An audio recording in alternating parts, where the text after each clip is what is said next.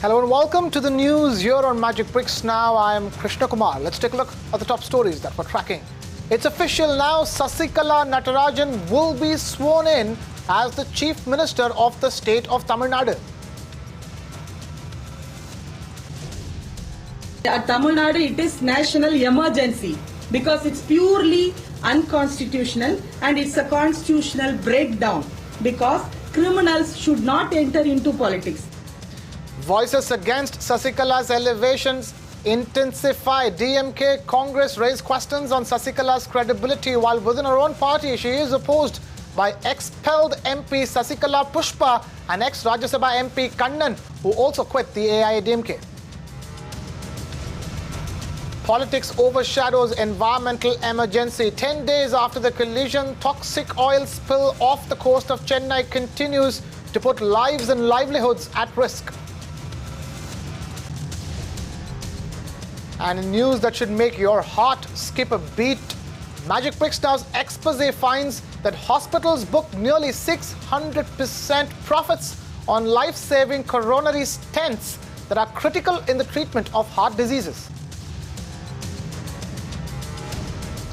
In Mumbai, big win for home buyers. Economic Offences Wing is set to freeze Kamala developers' bank accounts, attach and sell the promoters' personal property and luxury cars.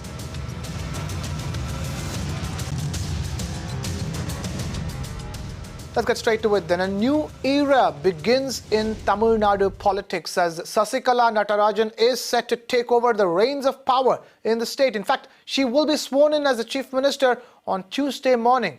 Earlier on Sunday, she was elected the Legislative Party leader, paving the way for her to take over as the Chief Minister. But the opposition is questioning this takeover, calling it undemocratic and going against the mandate of the people. In fact, the opposition is also citing corruption cases against Sasikala as well.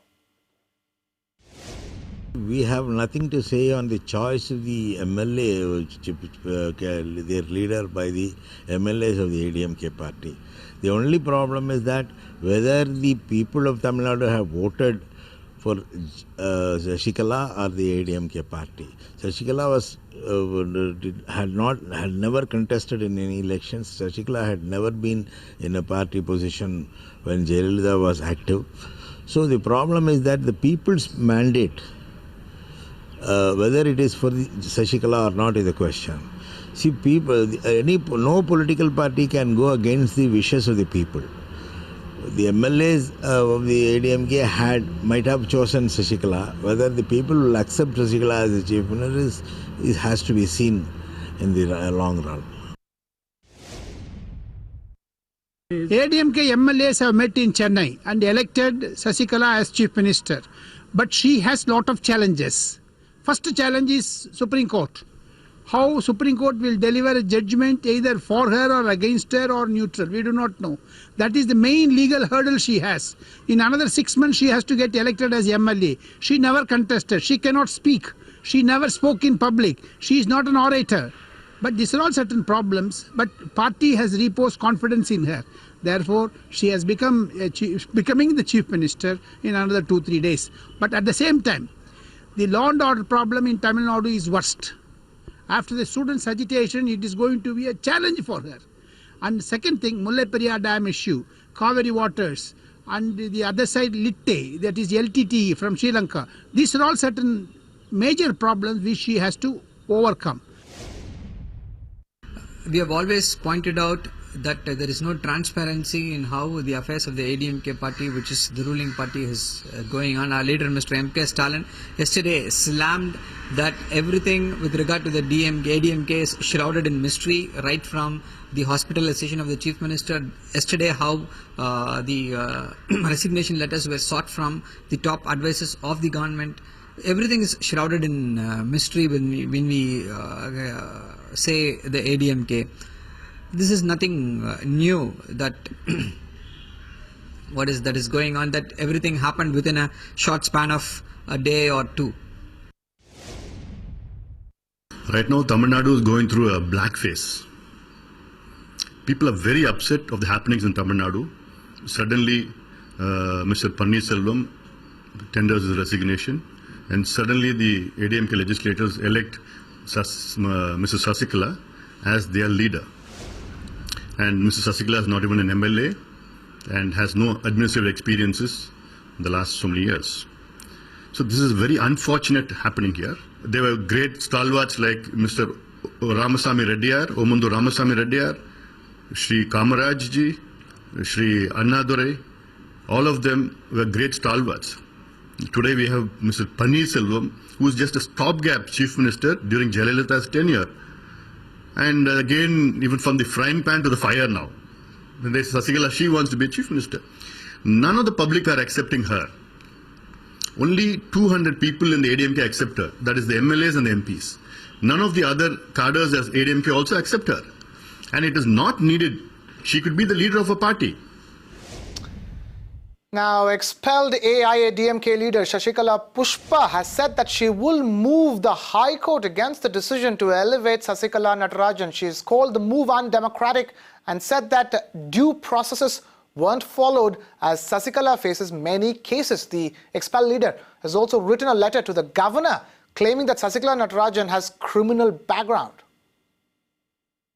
At Tamil Nadu, it is national emergency because it's purely unconstitutional and it's a constitutional breakdown because criminals should not enter into politics. Already in the lower court, this lady Sasikala Natarajan has been punished. She has been proved in the court of law that she is a criminal. Then it is purely criminalization of politics.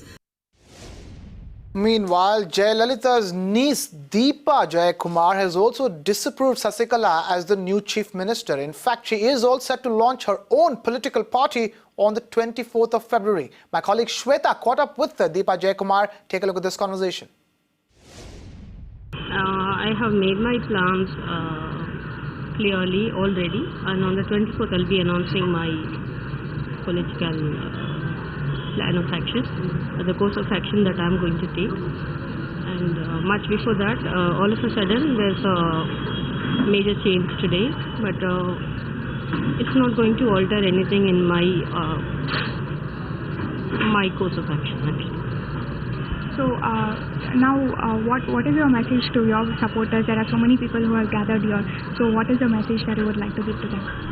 We have to wait patiently, and it is going to be our day soon, and they have to identify their leader. I think they already have by coming to me, and I'm not going to let them down. So if one day you have to compete against Sasikala, will you be doing it? In the same constituency, will you be competing against her? All these details have to wait because the major changes that have taken place today, and following that, what are the changes that are going to take place in the near future, and after that I think it'll be the best time for me to talk about this. Times Now's Shabir has been tracking all the developments in Chennai, and he gets us the latest in this ground report. Listen in. Well, that's right. That is what we are hearing from the senior ministers of the AIADMK. In fact, they have confirmed to us that tomorrow morning at 8:45 she will be sworn in as the next chief minister of Tamil Nadu. There have been rapid developments that are taking place here at Poise Garden as well as at other places in Chennai. She will be sworn in as chief minister at the Madras Centenary Auditorium, which is on the Marina Beach Road, and preparations are underway. And apart from that, we are also hearing that all the AIADMK MPs have been asked to rush back to Chennai to participate in that swearing-in ceremony, except Sasikala Pushpa. All other MPs have been asked to be here in Chennai for tomorrow's event. So this is something which is happening in a hectic pace, and also what we do understand is that they were waiting for the governor's approval, and finally it appears that there is some kind of nod that has been given from the governor's office, and now we hear from senior leaders of the AIADMK that tomorrow she will be sworn in as the next chief minister of Tamil Nadu. And even before that, just on the eve of her swearing-in ceremony, there was a press conference by Dr. Richard who treated Jayalalitha, in which they wanted to dispel all the conspiracy theories and rumors that were going on with regard to Jayalalitha's hospitalization. and circumstances that led to her death. So most of the questions have now been answered, but still are people ready to buy this argument? And there was clearly, it clearly shows that the press conference that was organized today was just an afterthought, because the kind of mounting questions that were there on social media, and also the kind of questions that people were raising as far as Jayalalitha's hospitalization is concerned, is something that the AIADMK was unable to answer. And finally they wanted to have a press conference, and they wanted to clear all the speculation, the conspiracy theories, the rumors that were doing rounds. And Dr. Richard was very clear, in which he categorically mentioned that there was no conspiracy, no foul play, and it was something which was unexpected. Jayalalitha's demise was something which was unexpected. They gave him the team of doctors who were treating her, they gave her the best treatment, but unfortunately they couldn't save her.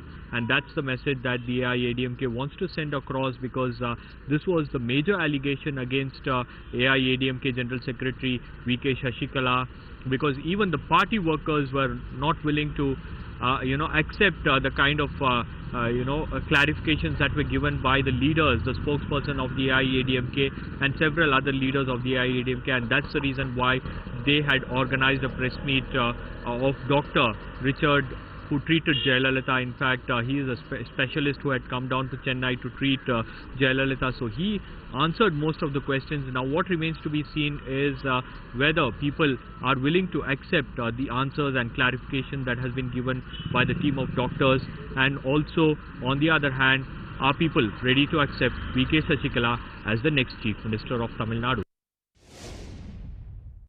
We have a lady of more mature years with chronic diseases, hypertension and diabetes that make you vulnerable to these things, and with recovering sepsis, and who'd had an infection on her heart.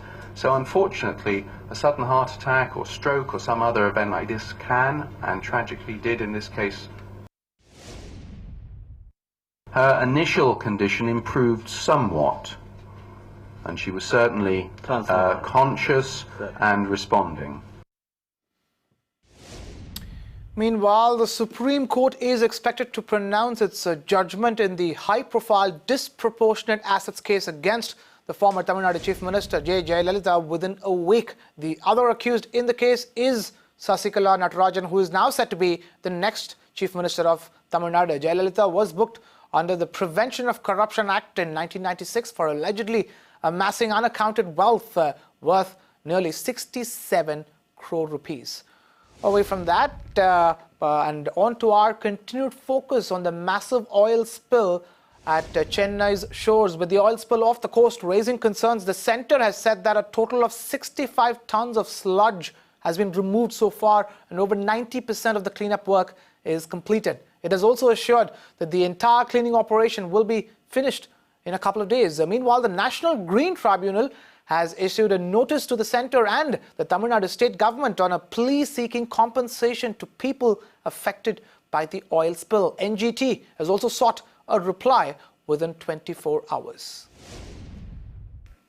Away from that and on to our big magic bricks now expose that should make your heart skip a beat. Hospitals are making astronomical profits from critically ill heart patients by overpricing stents that are critical to removing arterial blockages in patients in cardiac arrest. We found that hospitals are marking up the prices of these stents by almost 600%. My colleague Amita Balachandra gets us this very special report. Take a look.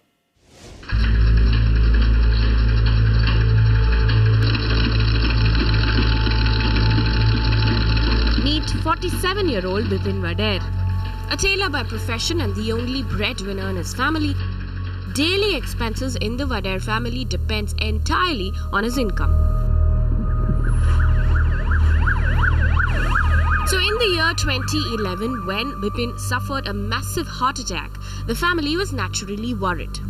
What came as a bigger shock was when he was told he had to shell out $1.5 lakh for 2 coronary stents at a government hospital. बोला imported ही आता है, हमको Indian का बताया भी नहीं था वो टाइम पे. बोला इम्पोर्टेड ही आता है, बाहर से मंगाना पड़ता है. तुम्हारा साइज का जो ब्लॉकेज है वो बाहर से ही आता है. 1,20,000 हमको लिखित में ही दे दिया था उसने कि 2 स्टैंड का 1,20,000 होएगा और बाकी ऊपर का दवाई का खर्चा अलग, बेड का चार्ज तो है ही नहीं. It was a life or a death situation for Bipin. He says at the time there were no schemes available, meaning he had to borrow money from his relatives to get the operation done. His wife and children were left to fend for themselves. तो तुम ये proof लेके आओ, वो लेके आओ. मैं बोली भाई मेरे बच्चे छोटे छोटे मेरे को, मैं बोली डॉक्टर ने बोला है 2 महीने का टाइम दिया है और बोले थे कि तुम बोलते जल्दी करवा लो तो अच्छा है, दूसरी बार अटैक आएगा तो इंसान नहीं बच पाएगा सब. Bipin is but one example where patients have been misled in the nexus between stent manufacturers and hospitals which charge patients exorbitantly. According to the data put out by the National Pharmaceutical Authority, both imported and domestic stents prices are inflated to such an extent that the hospital takes a margin of more than 100%. The distributors and the hospitals, and in this case particularly the corporate hospitals. So it's actually all these actors that are involved in this in these exploitative practices together. What came as a bigger shock was when one of the domestic stent manufacturers, who did not wish to be named, confessed that hospitals pressured them to increase the MRP simply because they could get away with a bigger cut. Hospitals prefer products with higher MRP. So you've had to change it for the benefit of the hospital? To a certain extent, yes. And what's the margin there? At times it ranges anywhere from maybe 10, 15%, 20% in certain hospitals to beyond 100%, 200%.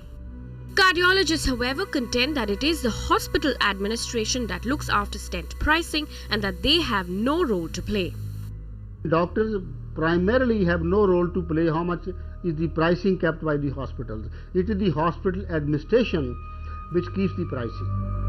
While a case against the price inflation is going on, the good news is that Delhi High Court has mandated the NPPA to fix a ceiling price for coronary stents.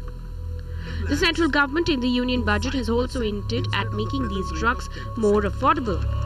However, cardiologists argue that 2 different kinds of stents currently available must be subcategorized and priced differently. The threat is if we cap a price at a very one level for everything together, I may or may not have the higher end stents which are obviously performing better and better for my patients. There also isn't a level playing field between foreign made and Indian stents, meaning several patients are forced to buy expensive stents simply because their doctor told so. Magic Pricks Now spoke to cardiologists who said that they only used imported stents because domestic ones were relatively inferior. Stent manufacturers argue that there is no data to support this. And normally we always in Bombay hospital, place like Bombay hospital, all the standard stents of the international companies, especially US companies, FDA recognized, and they are used. Well, there is some hope that the central government will bring in norms to make healthcare more affordable. Patients like Bipin are still at a loss. Amita Balachandra for Magic Breaks Now.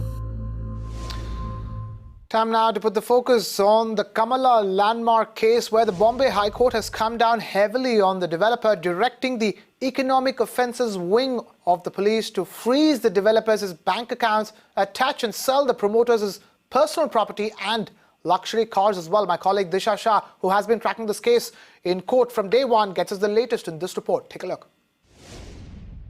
Yes, absolutely. There seems to be more trouble in store for the Kamala landmark construction, as now the High Court has asked EOW, that's Economic Offences Wing, to freeze all the bank accounts. That's 150 plus bank accounts of the directors of the Kamala landmark. That's Jitendra Jain, Junendra Jain, Ketan Shah and Sushil Mantri, and to do a thorough investigation and give a detailed report by 20th of February 2017. In fact, the court has also asked the directors to sell off their attached personal properties that include 34 personal properties and even 7 high-end expensive luxury cars, and deposit that money in one escrow account. And in fact, this money will be used to finish all the pending and delay projects across the city. Remember that all the 4 directors were arrested by by the EOW in the month of November last year, that's 2016, for duping hundreds of home buyers for taking almost 90% of the money and not giving them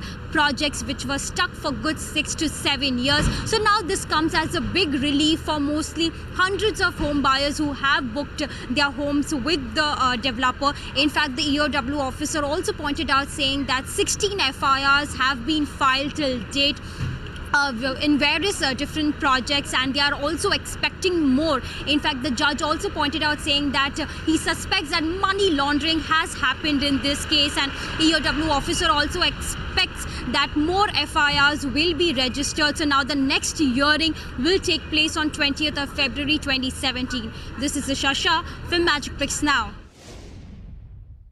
Away from that and on to the battle for Asia's richest civic body, which has begun, and the barbs are getting sharper with each passing day. Now the Samajwadi Party has trained its guns on the Congress, saying that the party has no leaders in the state. My colleague Aishwarya Paliwal caught up with Abu Azmi of the Samajwadi Party. Listen to that conversation.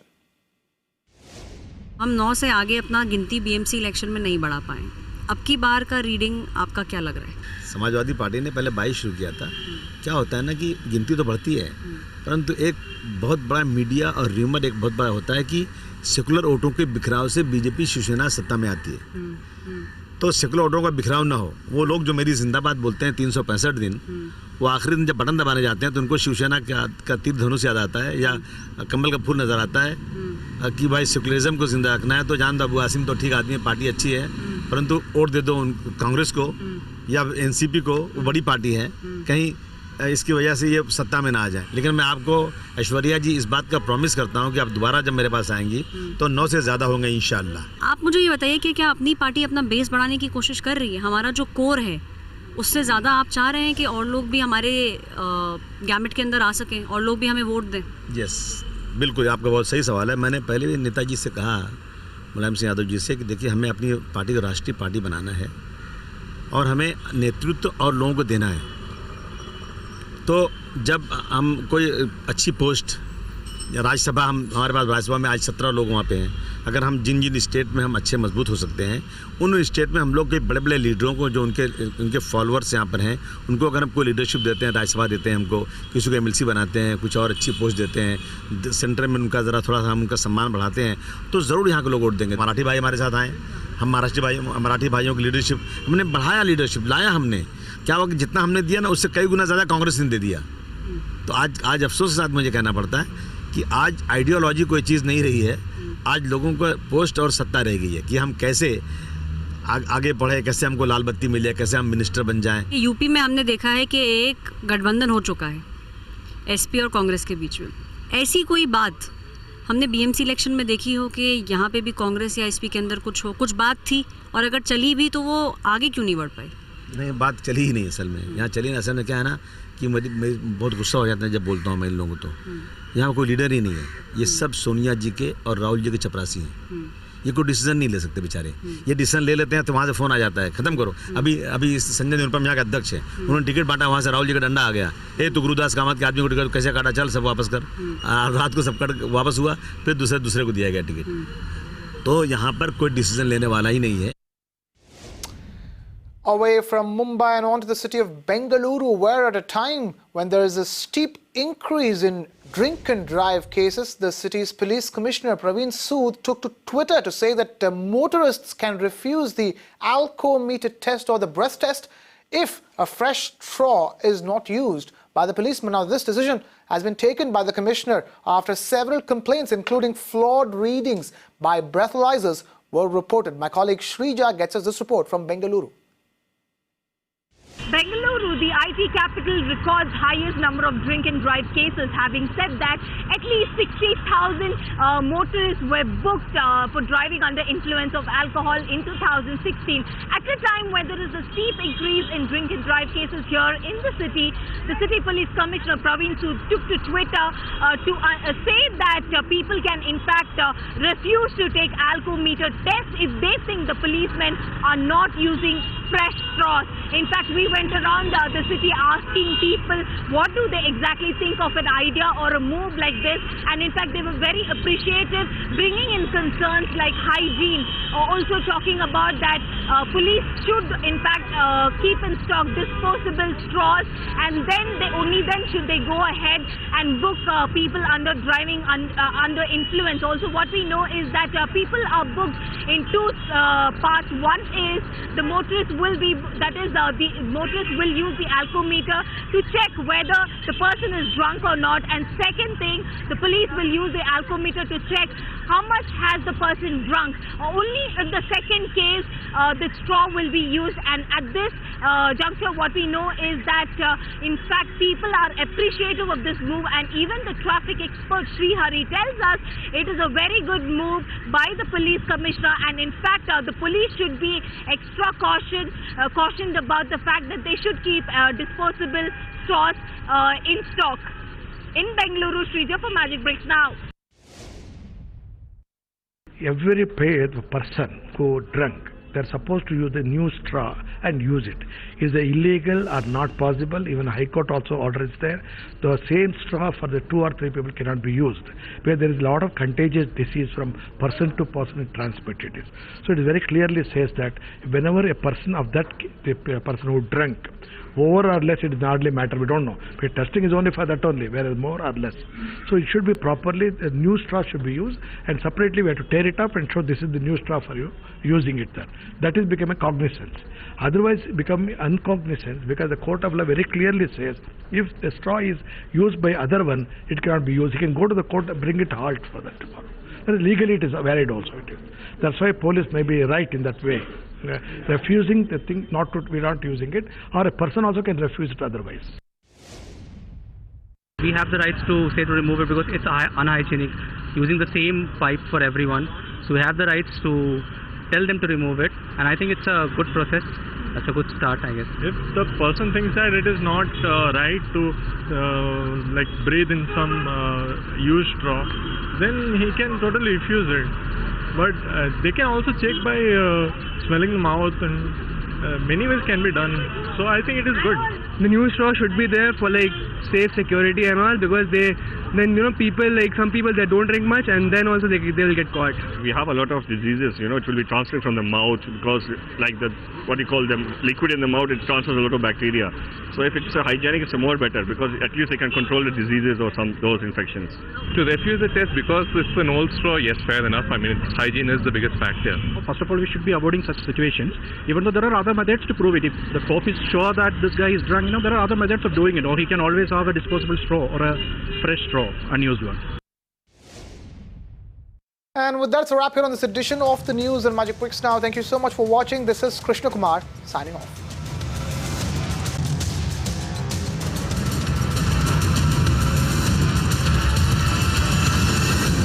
You can watch live TV on our website mpnow.in. Find us on Facebook at facebook.com/magicbricksnow. And don't forget to click the like button. You can also follow us on Twitter at Magic Bricks Now. To stay updated with all our programming, hit the subscribe button on our YouTube channel by logging on to youtube.com/magicbricksnow.